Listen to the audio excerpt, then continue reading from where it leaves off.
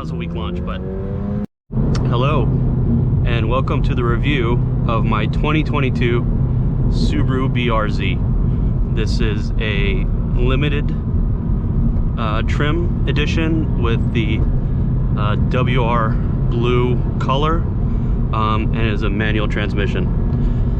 This is a 2,500 mile ownership review. I've had the car for about 2 months now, and I think I'm qualified to recommend it as a sports car, and let me tell you why. My other car is a 2016 Porsche Cayman GT4. I love that car. It's a fantastic car. It's probably the best sports car I've ever owned. I've owned a few sporty cars, and this, quite frankly, is just as much fun, but in a different way.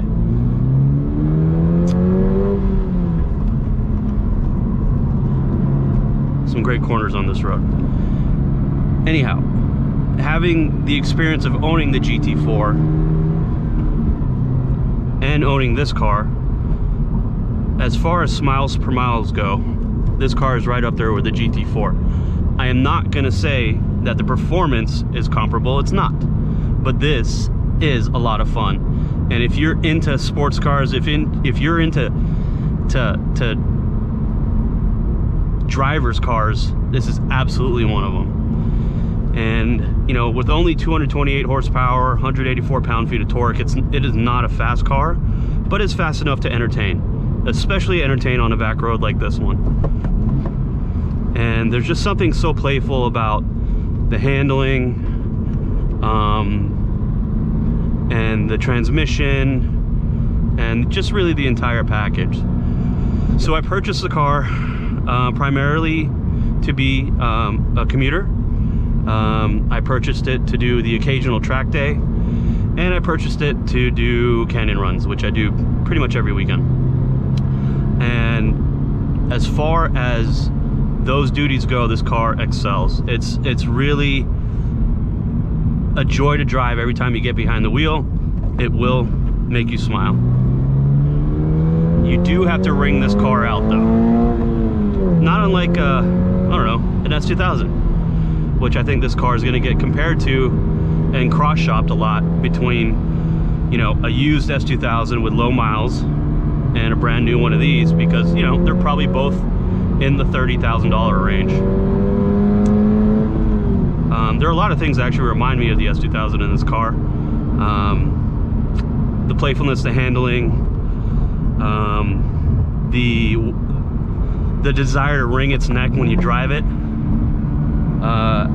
There's a lot of similarities there, but this is a more practical car. It's not a convertible, obviously. It's not as razor sharp and raw as the S2000, but if you're looking for a newer kind of car in the spirit of an S2000, you're gonna do well in buying one of these. What's this guy doing? Nice signal, buddy. Anyhow, so the car is great. It's fun. I highly recommend it. It's incredible on a back road like this. I haven't had any problems at all, except for one. The one and only track day I've done thus far was at Auto Club Speedway, and let's just say the stock brakes, brake fluid pads, they are not up to snuff for a track day. They just are not. I suffered from brake fade within the first, excuse me, there's a dog in the middle of the road.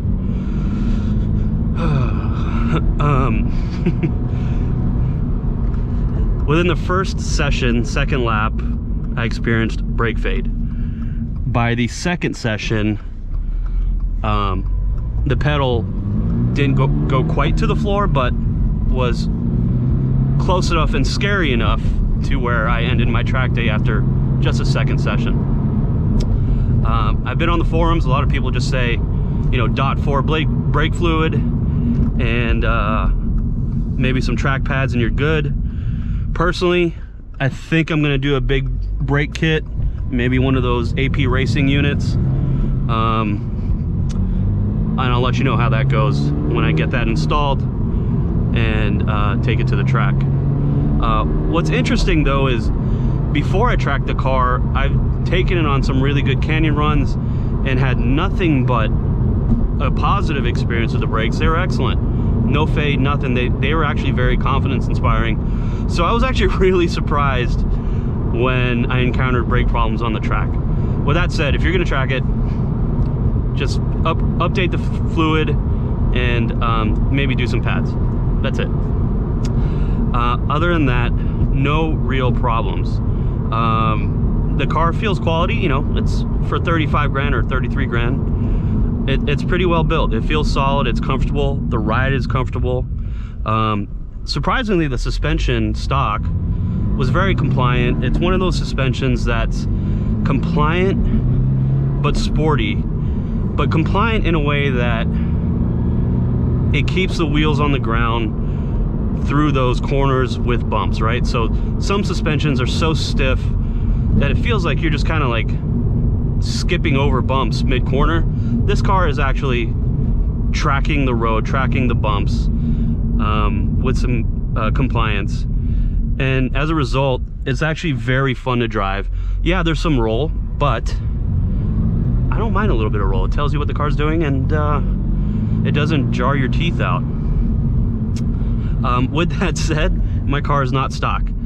So while the car stock out of the box came with the Michelin PS4S and, you know, 7.5-inch wheels all around, I like to, you know, have a little fun. So I installed Tane, I don't know if I pronounced that correctly. Anyway, Tane Flex Z coilovers. I highly recommend. They are an inexpensive option, and they actually mirror the stock ride quality. I mean, they're actually very compliant. They don't feel harsh at all, and they handle really well on track. Secondly, I got Titan 7 TS5 wheels. They're 18 by 9, and I'm running a square. I think they're a 47 offset, and I'm running 235s, Continental Extreme Sport Contact tires. Truthfully, I wish I went 245. I was expecting these to be a little bit more kind of square in profile. They kind of have that stretched look, which I am not a fan of. So I recommend, if you're gonna go 18 by 9, do the 245s, unless you like that stretched look. And then, you know, the 235 is acceptable. Also, with that said, you know, I've had these tires previously on an M2 on track. They got real greasy real quick. But I think because of the lightweight of this car, about 2,800 pounds, they actually performed really well on track. Very minimal wear, and, you know, actually are a great tire on a lightweight kind of platform like the BRZ. So just, you know, just be aware when you're modifying the car, look into the 235s, but I think I recommend 245s on a 18 by 9 inch setup. Other things, there's no real issues with the car other than the brakes, as I mentioned, on track.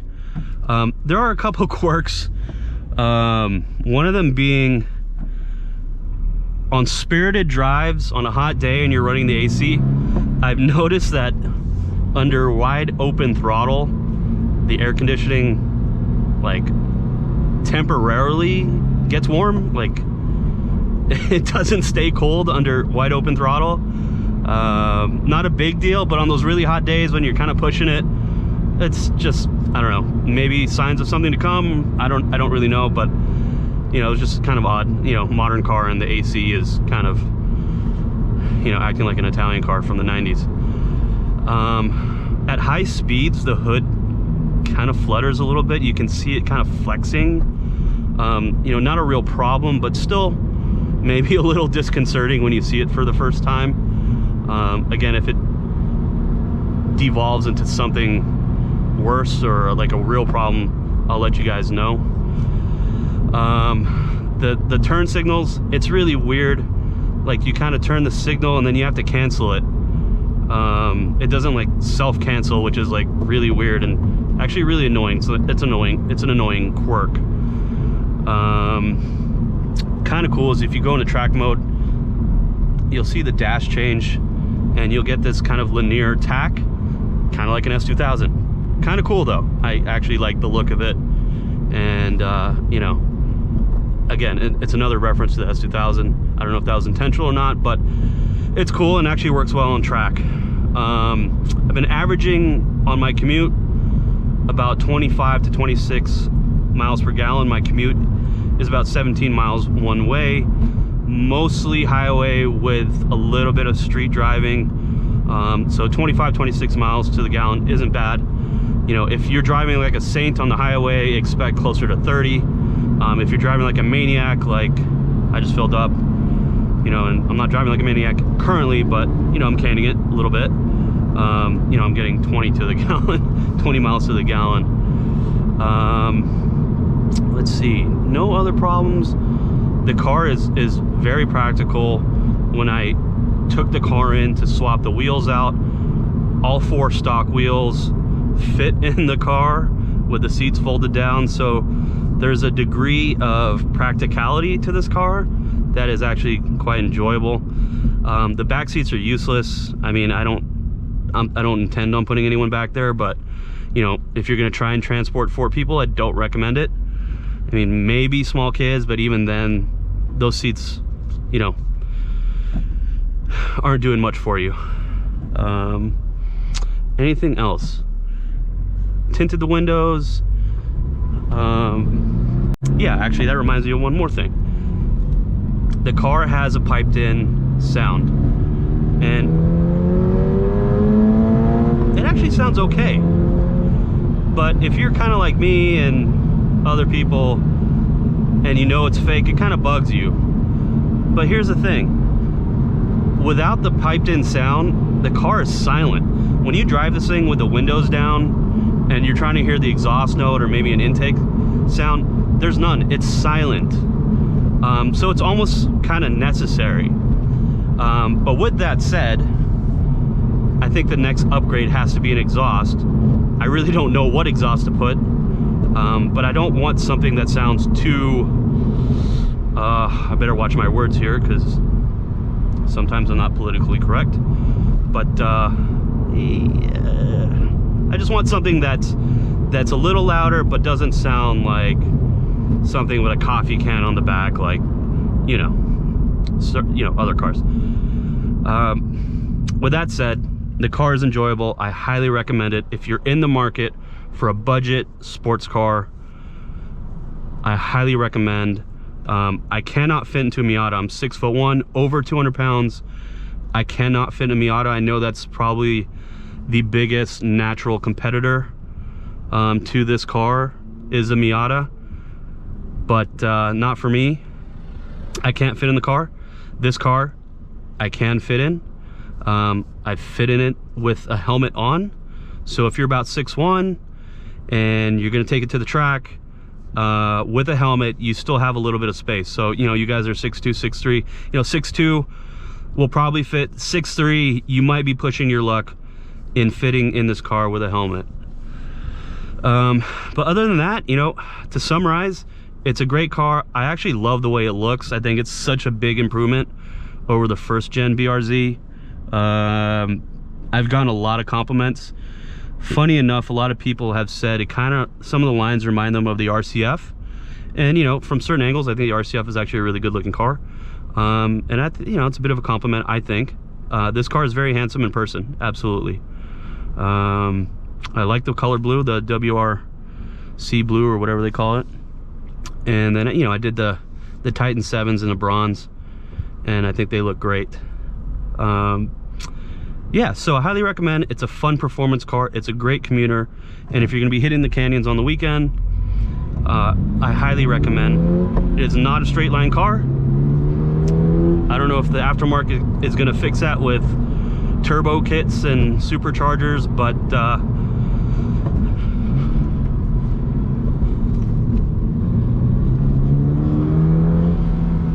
you know, it's entirely a possibility. By the way, this car loves to get sideways. Like, it's crazy. But in a weird way, it's also possible to, like,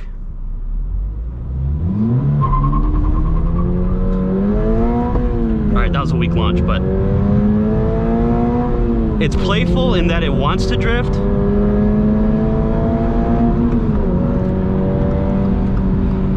But also, if you want it to grip, it will. And I don't know how they did that. I really don't know how that works.